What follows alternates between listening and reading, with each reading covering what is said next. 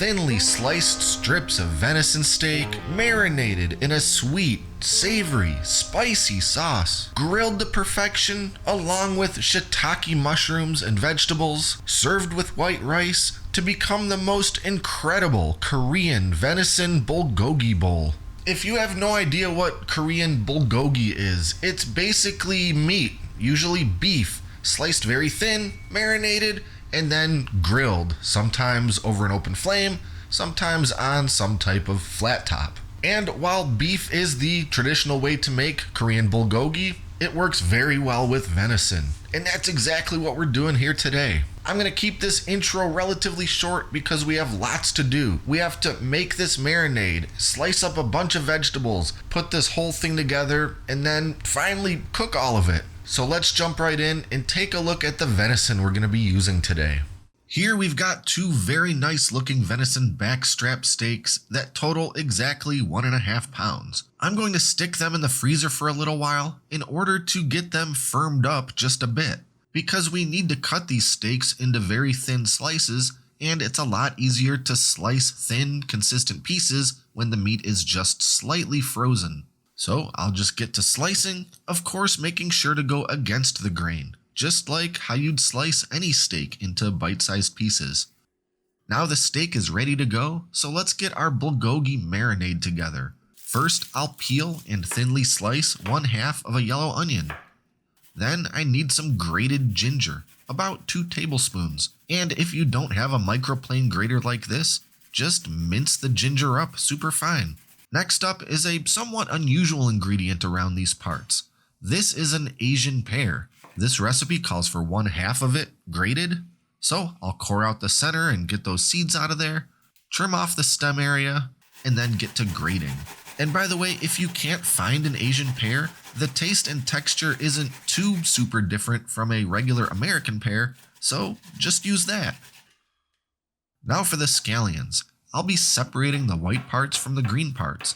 The white parts are getting chopped up and thrown in the marinade, and the green parts will come into play a little later.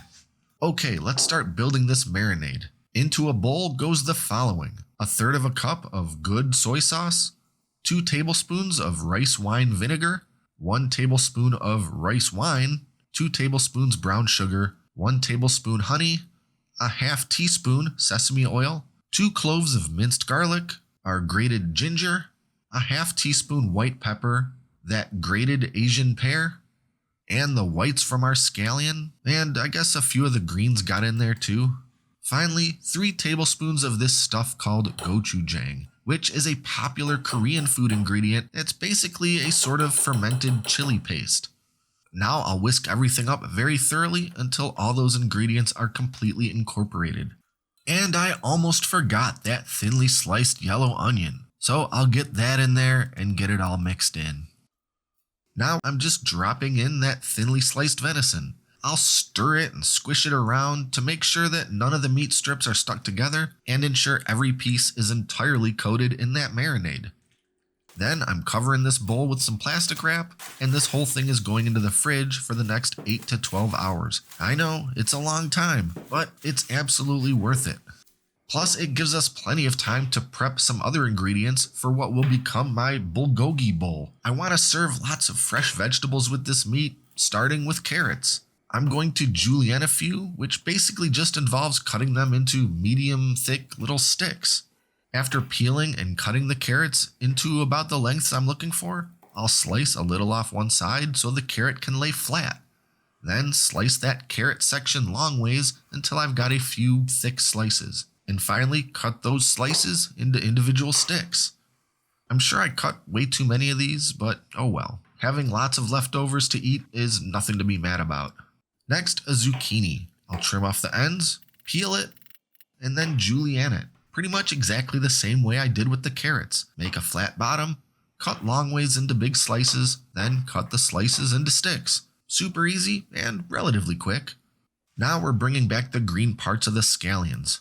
I want to make a fancy green onion garnish for my bulgogi bowl, and it's really easy to do. First, I'll cut those scallions in half, and then slice each one up the middle. Then I'll lay a few of them out flat and stack them up into a little pile before slicing them long ways very thin.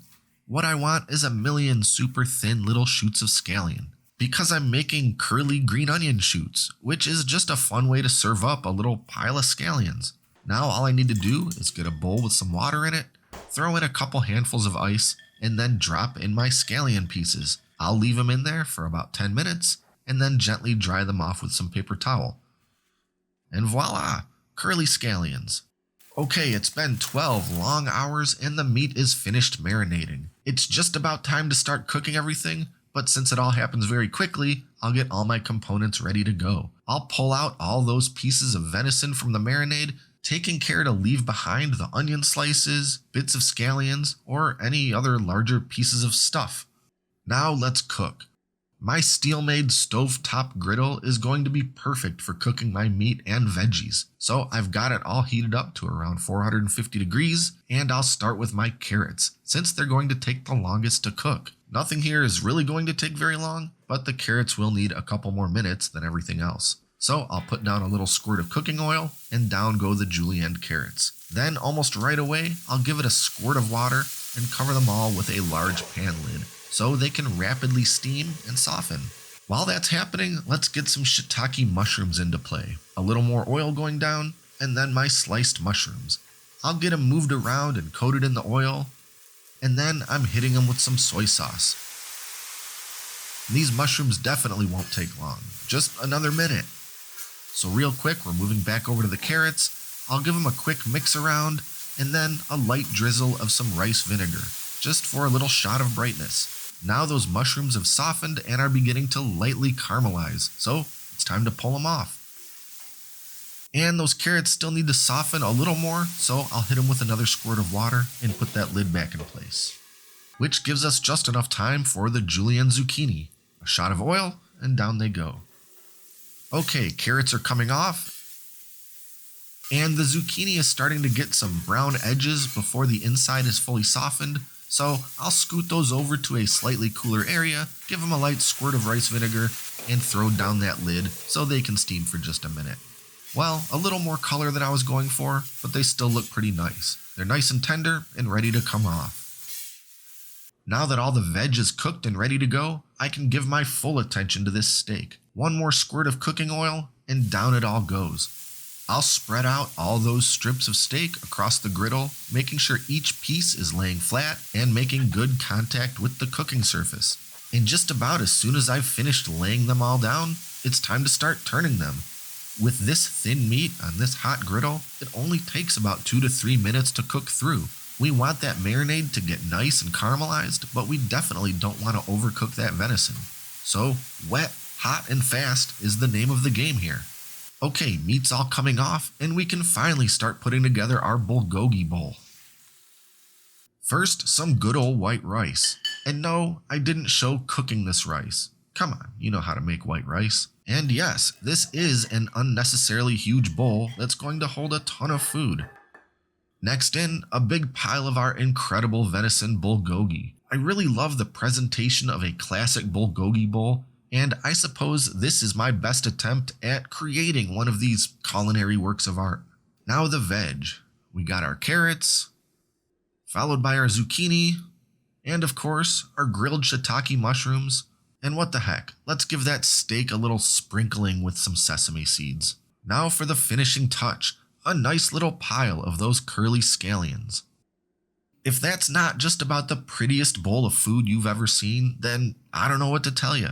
And while my eyes may have been bigger than my stomach on this one, that's certainly not going to stop me from digging right on in.